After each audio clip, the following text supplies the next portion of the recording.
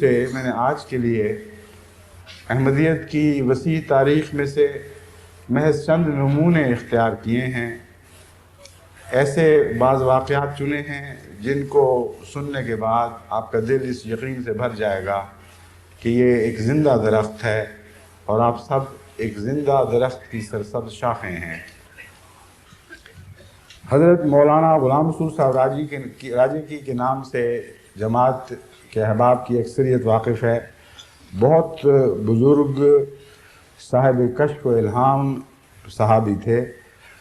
آپ کے آغاز جوانی کے ہی بہت ہی عظیم الشان قبولیت دعا کے واقعات ہیں اور تعلق باللہ کے واقعات ہیں۔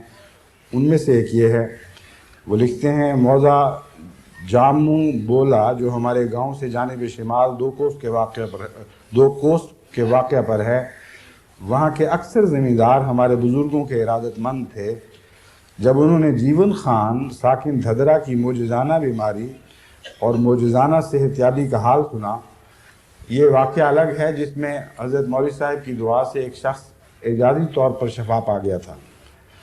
تو کہتے ہیں جب انہوں نے یہ حال سنا تو ان میں سے خان زمیندار میرے والد صاحب بزرگوار کی خدمت میں حاضر ہوا اور عرض کیا کہ میرا چھوٹا بھائی جان محمد عرصہ سے تپدق کے عارضے میں مبتلا ہے، آپ عذراء نوازش میاں غلام رسول سے فرمائیں کہ وہ کچھ روز ہمارے گھر میں ٹھہریں اور جان محمد کے لیے دعا کریں تو اللہ تعالیٰ اسے بھی صحت عطا فرمائے۔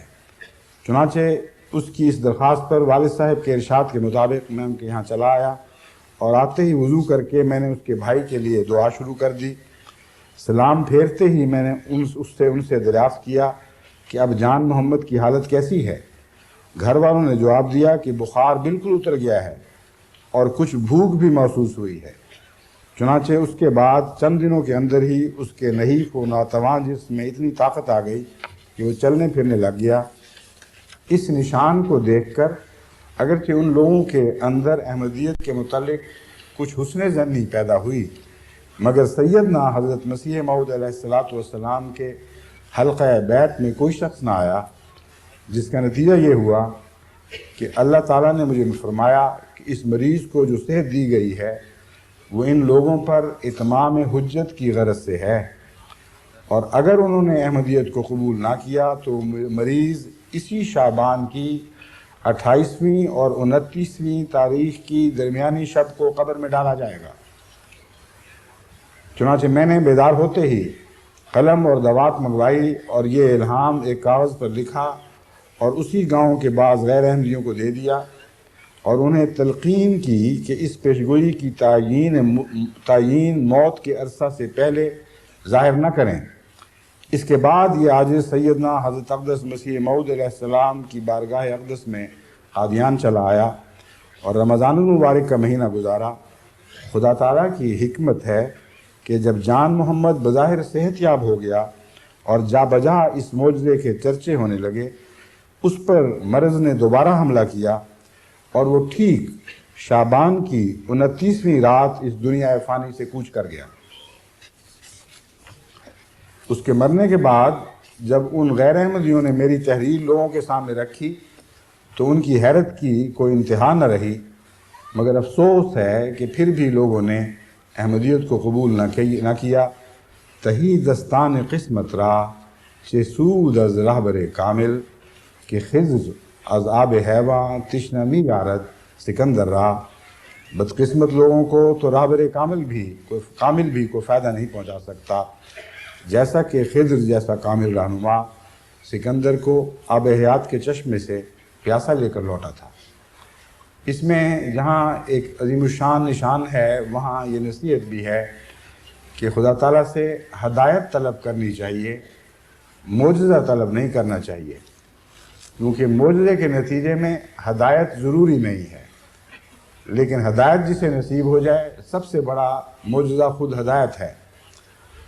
چنانچہ قرآن کریم نے اس مضمون پر یہی ارشاد فرمایا ہے، جب حضرت صلی اللہ علیہ وآلہ وسلم سے کفار نے اعجاز طلب کیے، معجزے مانگے، آیات کا مطالبہ کیا، آیات سے مراد معجزے ہیں، تو اللہ تعالیٰ نے جواباً فرمایا قُلْ إِنَّمَا الْآيَاتُ عِنْدَ اللَّهِ وَمَا يُشْعِرُكُمْ अन्नहा इज़ा जात ला युमिनून, कि आयात तो खुदा के पास बहुत हैं, लेकिन कैसे हम तुम्हें समझाएं कि जब आयात आएंगी तो तुम ईमान नहीं लाओगे।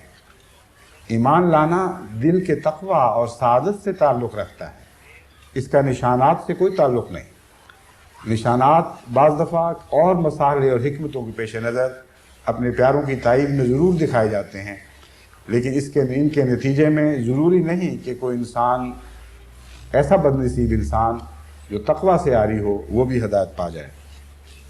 हयात क़ुदसी जिल्द अव्वल सफ़ा 28 से 29, ये हज़रत मौलाना ग़ुलाम रसूल साहब राजे की रज़ियल्लाहु ताला अन्हु की अपनी तहरीर है। एक दफ़ा उन अयाम में जबकि कादियान में केस ताउन के हो रहे थे, जनाब मौलवी मोहम्मद अली साहब रईस गैर मुबाइन को, जो उन दिनों दारे हज़रत अक़दस में रहते थे, बुखार हो गया। मौलवी साहब सख्त घबराए हुए हज़रत अक़दस से दुआ की दरख्वास्त कर रहे थे। हज़रत अक़दस ने फरमाया, आप उस चार दीवारी के अंदर रहते हैं जिसके मुतल्लिक़ खुदा ताला का वादा है कि इन्नी उहाफ़िज़ु कुल्ल मन फ़िद्दार। आप उस चार दीवारी में रहते हैं जिसके मुतल्लिक़ खुदा ताला का वादा है कि मैं हर उस शख्स की हिफाजत करूँगा जो इस चार दीवारी के अंदर है। अगर आपको प्लेग हो जाए तो मेरा दावा झूठा है। तकरीर फरमाते फरमाते आपने बड़े जोश से फरमाया, कहाँ है बुखार? जब नब्ज़ पर हाथ रखा तो बुखार टूट चुका था। इस तरह ये एजाज़ी निशान अमल में आया। रजिस्टर रवायात सहाबा नंबर 13, 60 और एक सफ़ा 60 और 61।